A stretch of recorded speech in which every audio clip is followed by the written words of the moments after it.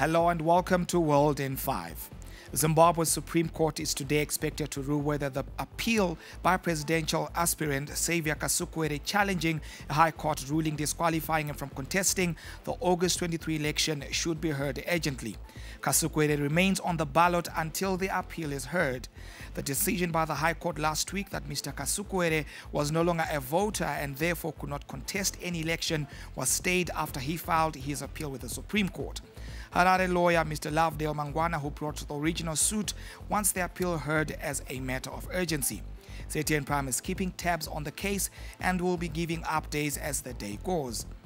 High Court Judge Justice Bongani Ndlovu will today make a ruling on the preliminary points raised during arguments in an application in which 12 registered voters in Bulawayo are challenging the Zimbabwe Electoral Commission's decision to accept nomination papers of political parties members who filed their papers outside the timeframes. Candidates from various parties, which include the Citizens Coalition for Change (CCC), ZAPU, Free Zim Congress, and Zimbabwe African National Congress, the ZANC, submitted their papers after the 4 p.m. deadline.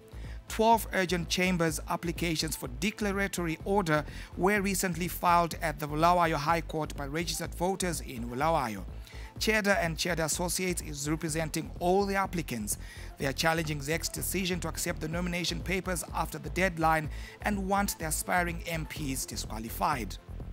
The body of religious leader and founder of Zimbabwe Assemblies of God Africa, Zayoja Forward and Faith Ministries International, Archbishop Ezekiel Guti, is expected to arrive from South Africa on Saturday afternoon. Secretary General of Zayoja Fifth, Apostle Michel Nyambo, confirmed the latest development in a letter addressed to Greater Harare, Norton and Chitungwiza leaders and saints. Archbishop Guti died on July 5.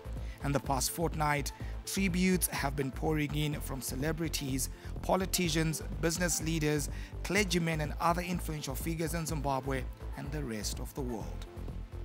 Authorities are being urged to target the drug supplier, not the user, in order to effectively deal with illicit drug use, which has been on the rise in Zimbabwe lately. Zimbabwe has become one of the countries with the highest drug prevalence in the SADC region, with 60% of mental institution admissions being drug users. We get more from the following report. Zimbabwe is currently fighting a war against the drug scourge. Ndoshandisawo madrugs akafana neskank, crystal meth, bronclear. And efforts are being made by various institutions in society to discourage drug use. The drug user is often stigmatized in the process.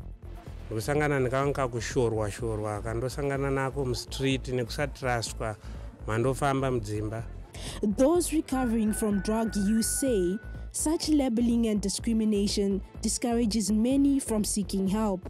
Munhu anenge achitokushora achikuti bva apa une nungodzi kushanda, but of which unongosina pekutangira kuti ushande. Mabasa acho hatina kwatinoemployiwa. Musika chaiwo kuti utange hunge uine pekutangira, ndokunge uine mari. Saka zvakazondipawo kundipushawo kuti dai ndatsvaga hangu chinokwanisa kunditonhodza. Vandangotsvaga hangu skanki, ndakuputa skanki yangu zvekuti ini ndogona zvekuruka, ndikabata customer yangu ndakarova skanki, ndawana simba rekuti ndiruke musoro ndipedze. But how can young people be discouraged from illicit drug dealing and use if the act is not castigated? Civil society organizations have their own perspective. So if you criminalize a drug user or a person who uses drugs, those people, they go underground, where the issue of taking drugs, the issue of trafficking and also trading in drugs will actually take place. So the country needs to look at this issue as a public health issue. The drive against illegal drugs in Zimbabwe has seen more than 300 convictions in the last few months. The hope is that the big guns behind supply will be brought to book soon. Sharon Munjenjema for ZTN News. Now, a former school principal in KwaZulu-Natal, South Africa, has been sentenced to life imprisonment for raping a 15-year-old boy numerous times in his office and home. Police on Wednesday say the court heard 39-year-old Munduduzi Ndlovu manipulated and violated the boy who trusted and believed in him as his teacher.